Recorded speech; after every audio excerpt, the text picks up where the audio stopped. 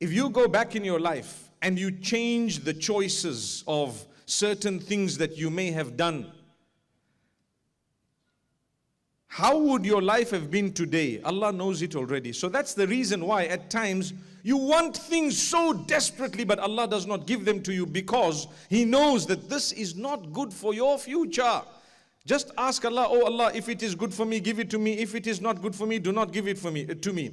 And if you don't get it, be convinced in your heart, no matter how much you loved it and wanted it and desperately cried for it, if it did not come in your direction, it was not good for you, move on.